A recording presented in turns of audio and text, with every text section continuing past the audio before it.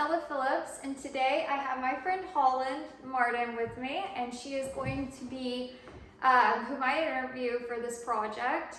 And I think something that was convenient is the fact that someone who I know who I'm very good friends with, has had experience and worked in the wedding industry field at the White Dove Barn, and so I thought that this would be a good opportunity to take the time to kind of get to know more about her experience there and gather some insight as to what she got out of the opportunity of working at White Dove Barn. So we'll just hop right into the questions if that's okay. Perfect.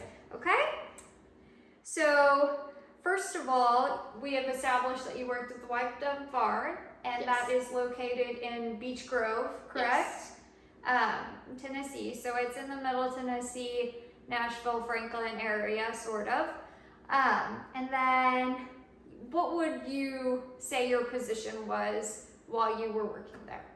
So when I got hired at the White Dove Barn, I was hired as an event assistant alongside my sister who worked at the venue. She was one of my managers, which is how I found out about the job. But yeah, so I was just an event assistant. Basically, we were responsible for day of setting up the wedding and then actually working the event and then tearing down the event. So we're just kind of like there all day long to help just assist with the wedding. Mm-hmm. And how long approximately, like what does your schedule look like week to week, shift to shift? Like how long were they? What did the days and hours time-wise look like for you? So basically the way they had structured this is they would send out a massive calendar and you would kind of get to assign for specific weddings that you wanted to do, whether if you like knew the people or if there was just certain days that you wanted to work during the month. So it was kind of a free-for-all, just kind of first come, first served as far as shifts. And then they would have like an assigned morning shift and then they'd have like a PM shift. And so depending on your preference of if you'd rather set up for the wedding, if you'd rather work the wedding or tear down the wedding, just all personal preference. So I typically tried to do at least 1 or 2 weddings every weekend, but there were people there were there all 3 days, and then sometimes we would have like Thursday weddings, just depending on what month and if we were in our busy season. I think one of the cool aspects maybe of a job in this field would be the flexibility, like you mentioned. And well, once you agree to something, obviously there is that, commitment, but also there's some opportunity to kind of pick and choose the events that you do participate in and the weddings that you do participate in.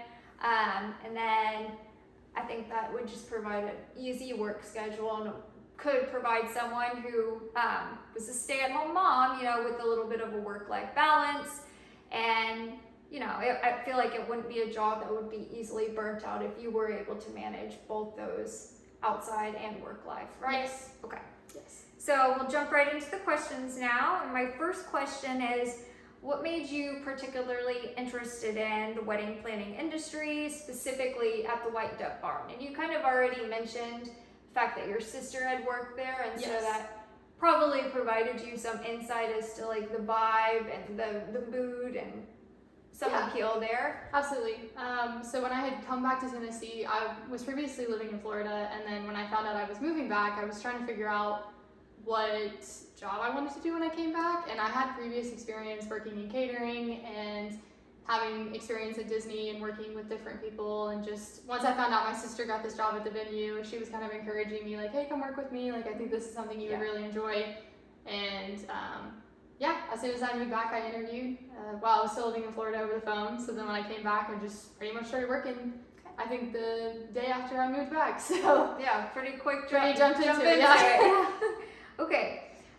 What aspects of the White Dove Barn made working there a perfect place for one wanting to pursue a job in this field? I know that's not quite what you foresee yourself doing down the road, but what would you say that the White Dove Barn provided someone who would be interested in pursuing a job there? So we had a really good group of girls that worked at the venue, which was a lot of fun, and a lot of them were pursuing either becoming wedding planners or like wanting to do things in events, which is cool. And then some girls just wanted to just have experience working in that industry, just to kind of figure out what they wanted. Kind of for me, I love hospitality, but I didn't know if events was really what I wanted to do. Yeah. So it kind of gave me an opportunity to see that side of working at a venue and working with vendors in just a different way. Yeah, it's a lot of moving parts, I assume. Yes. Yes. Absolutely. That's kind of where I'm at as far as like I'm trying to figure out what particular career path I want. And so I think by taking this class and by trying to explore the different interests as far as the event industry, tourism, and hospitality, kind of gives you a better idea as to how you can see yourself fitting in this setting. Yes. Okay, what did your daily job routine look like from start to finish whenever you got there, whenever you leave? Will you just walk us through that? Yeah, absolutely. So when you would first get to the venue, obviously you'd clock in. We would go over the paperwork for the timeline for the wedding. And so if you were AM, you were in charge of setting up the barn. And typically the night before, they would have already arranged all the table setups. So you would just be coming in with all the table decorations and just basically decorating the tables for the most part. I mean, it was setting up for the wedding, and this was starting at 8 a.m. and the wedding's probably at 5 p.m. So it's a lot of prep leading up to the wedding. Absolutely. They did have it structured where as far as like they would have 3 event assistants in the morning, and one would be responsible for this, one would be doing this. So I mean, we obviously work as a team, so even setting up like the table settings and like washing the cups and like wiping down everything, and that's of course everything we do the night before, but also we do it day of because we just want to make sure everything looks great. Yeah. And then it's, as the vendors are arriving, it's getting decorations that families are bringing and just kind of getting everything in the place to prep for the wedding. So it's a lot of just running around and getting everything where it needs to go. Yeah. So, okay. And then, come time of the wedding, where are you guys normally? On the sidelines, behind the scenes, or are you just kind of there in case something were to happen and you would be needed? Yeah, absolutely. So the morning people typically would be down at the ceremony site. So the first assistant is the one who's kind of the right hand to the wedding planner. So they're down there.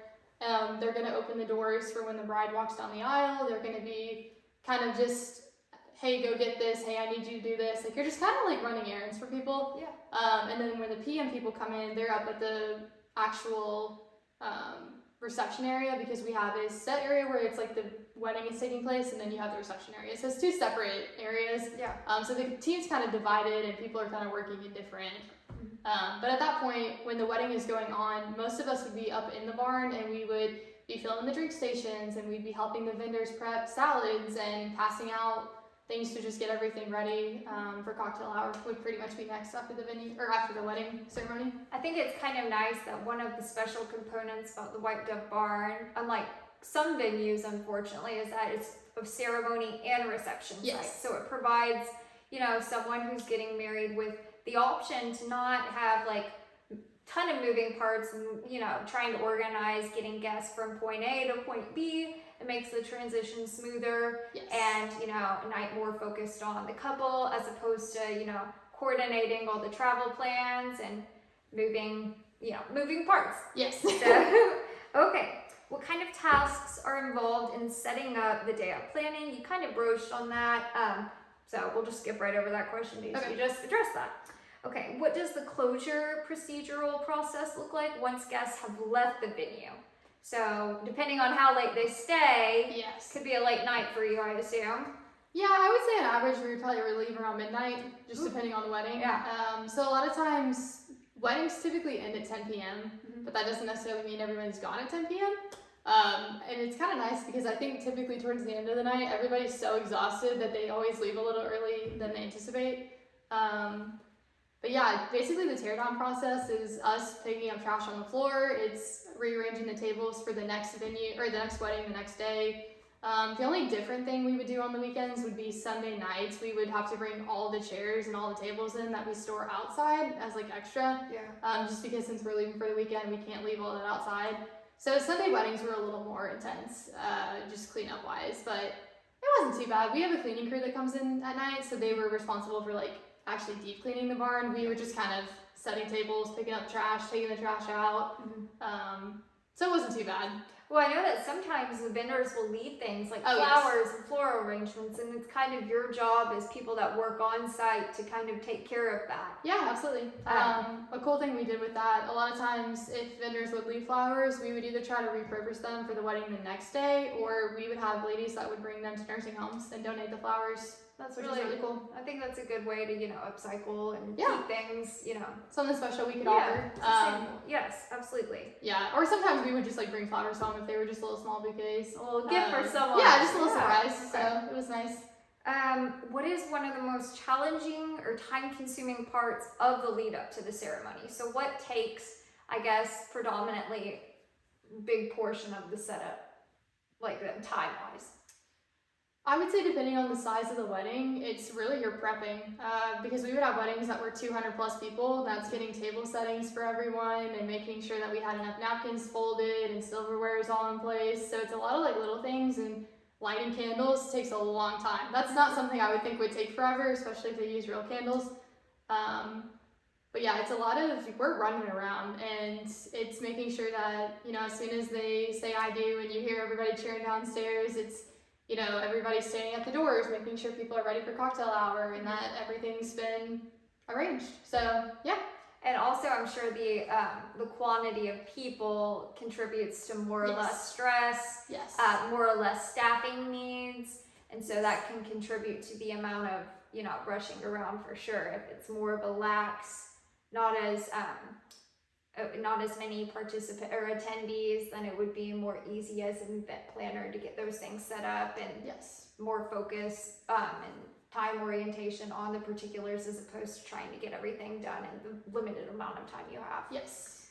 Okay. What does the transition from ceremony to reception look like as a wedding event worker? So I guess you kind of broached on that already with the PM AM shift, and so whenever people are in the cocktail hour, I know in past wedding venues I've been to, there's kind of a set outside area for the cocktail area as the people prepare for the reception.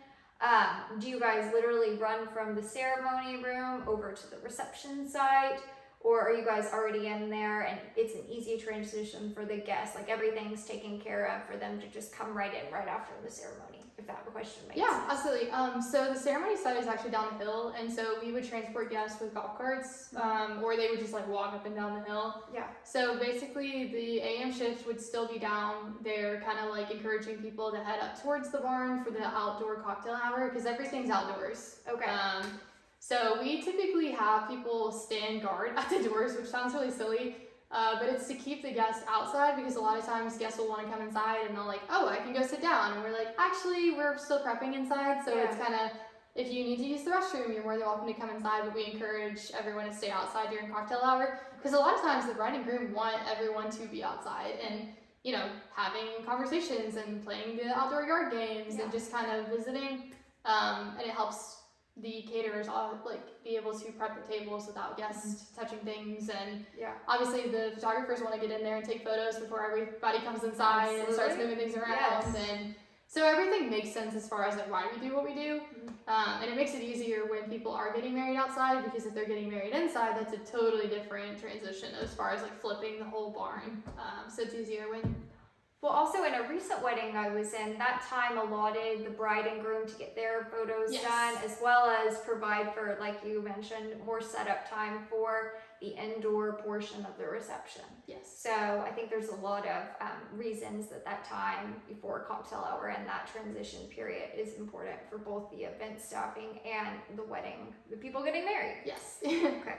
What are the activities you attend to during the reception? So while people are eating, dancing, what does it look like for you? Yeah, so the only time that we're not supposed to be in the barn during the wedding is when they're doing toast. Okay.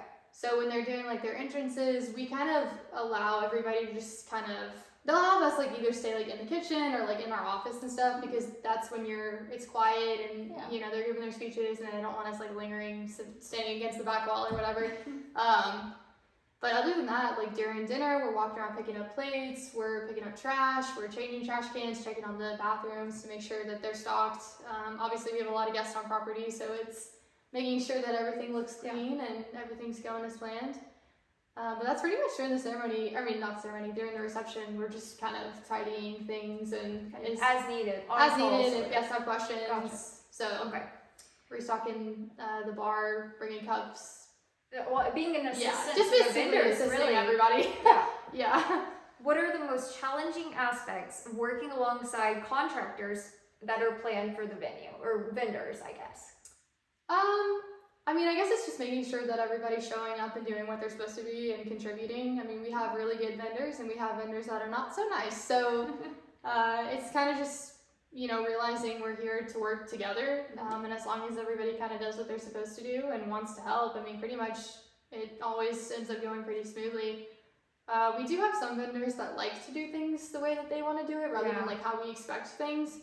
So that can be kind of tricky, but Well, if y'all are all working toward, the same purpose, you would think that people would make it easier. But people set in their ways, and so that can be a difficult component, a challenge for you as an event, someone working the event. Yes. Okay. But for the most part, that's not typically a problem. But it Which happens. is why there are preferred vendors, correct? Yes, we do have a preferred vendors list. So, but unfortunately, people don't always, rely on those recommendations. But it's kind of up to choice and up to you guys and the vendors to work alongside to make the event as efficient and well ran as it can be. Yes.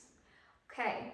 And then that was kind of leading into my next question. What is working with vendors hired at the venue like? And so it can kind of go both ways, I presume. You saying that some are more challenging to work with rather than others. Yes. But, okay.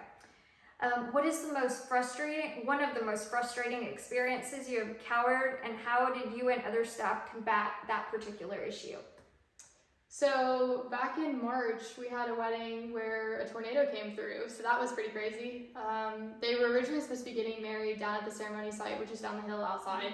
So then last minute, we had to move everything inside, and we basically hung a giant curtain halfway through the barn and had the ceremony on the right side and then had tables on the left, and that was very challenging. But in the end, the bride and groom, obviously are just so excited to get married that, they tried to make the most of the circumstance, which was pretty challenging for all of us, honestly, because, decorations were blowing away, and we had to obviously keep our guests safe and make sure that everyone's safe in a situation like that. Yeah. They did end up getting married, so that worked out. We were scared that everyone was going to have to go home. But it was good. That was I've never experienced anything like that, but we made the most of it, and they got married and they were happy, so. I'm sure that financially wise, that cost them, Yes. How do we, make up for this? Who's responsible on that end? Yes. And it sounds like the people that, were getting married were relatively, they were okay with, the accommodations that were made, hopefully at least. Yeah, absolutely. We did offer for them to come back if they wanted to reschedule, but they didn't want to reschedule, and so we just did our best to make it as special as possible. I know that wasn't exactly the wedding they had set out for, but I think that in the end, they just wanted to get married and we're happy to be there. So I'm glad we were able to make the most of an unfortunate weather situation. But I also think it's important that you guys did provide them an alternative as a business. From a professional outlook, I think that shows that the willingness to accommodate and prioritize their happiness. Maybe at the cost of you guys, the venue a little bit, then that shows, really the drive and the what you guys strive to do is just really please, make the guests feel the most welcome and provide them with the most memorable experience. Absolutely. As far as their wedding. Okay. When something has gone wrong, what does the typical process look like to resolve said issue and attend to the clientele most appropriately? So that can look like any aspect as far as let's say hypothetically a vendor doesn't show up or something's incorrect inside and maybe one of the guests approach you about it. How would you, if this has happened, go about, making sure the problem is attended to and the guests are, taken care of in the most respectful and appropriate way? Yeah. So depending on the circumstance, it really kind of depends on, not to be too vague, but when a guest is upset about something, a lot of times during cocktail hour, guests want to come inside and sit down because they're it's hot outside and typically we're not supposed to let people inside because it's cocktail hour. Yeah. So things like that can be kind of tricky. We do try to accommodate as far as like if an elderly couple just wants to sit down, we would like bring them chairs as an alternative to still honor what the bride and groom are asking of us, but still try to cater to our guests. Yes. And then we do have a manager on staff that's supposed to be obviously responsible for managing everyone and just kind of assisting with any issues like that.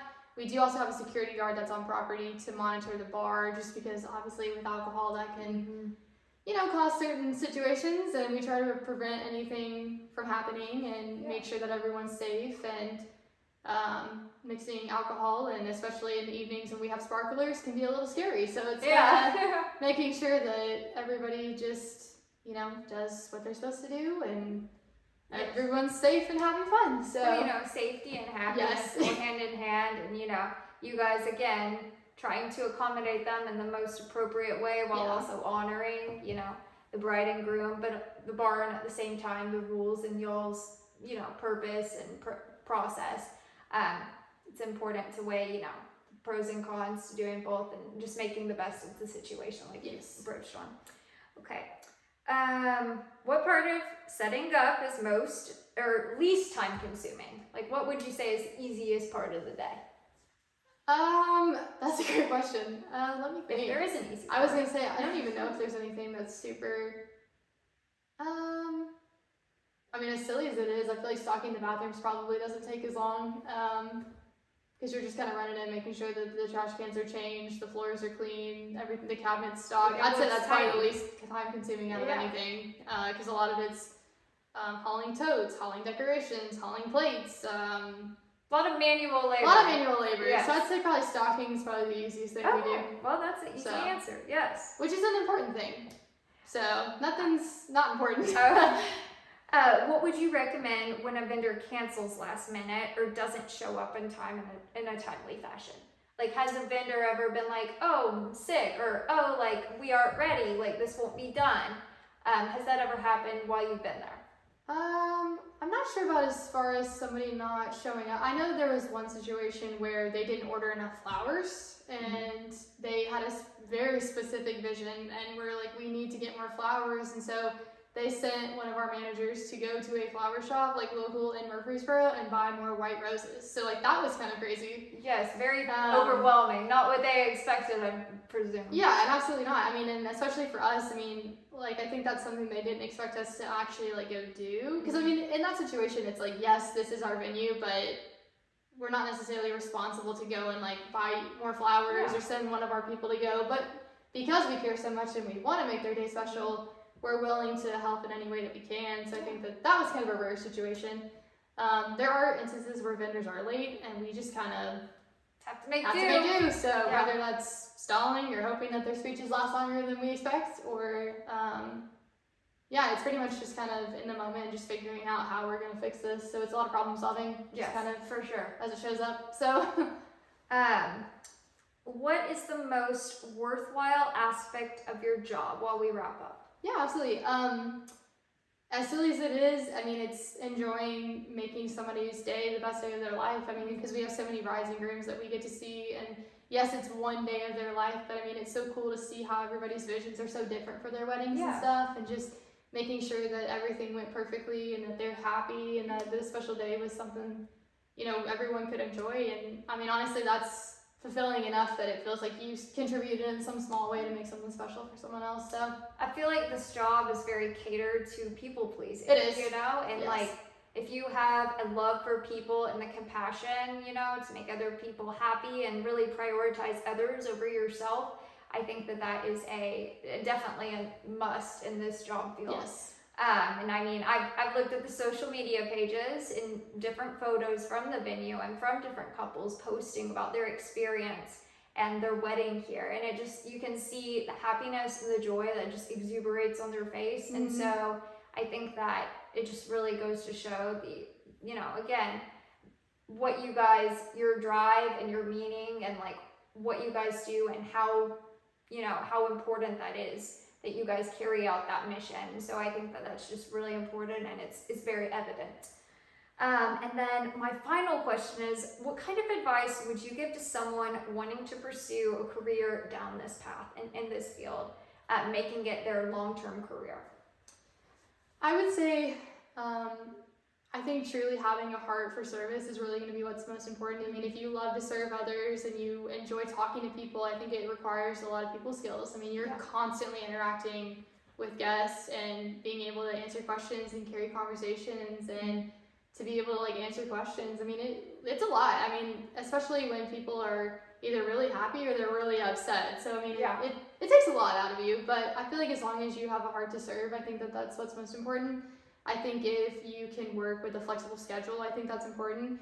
We do have a lot of moms that work at the venue and they're able to obviously still spend time with their kids, but depending on what you're willing to work, I mean, it's a lot of sacrifice too. I mean, you're spending your entire day at the venue. I mean, there are people who show up at 8 a.m. and leave at midnight. So, I mean, it requires a lot of sacrifice too, but I think as long as it's something you're interested in pursuing, I think anybody can do it. So, well, I appreciate your time Yeah. and all your insight. And, you know, I think getting to know you over the past couple months, you know, you've kind of given me glimpses of what this looks like, but sitting down today definitely gives me better insight as to, like, in a more professional lens, to your experience there and what you recommend and different components of the job. So I really appreciate you taking the time to sit down and discuss it further in detail with me today. Of course. So thank you so much, Holland. You're welcome.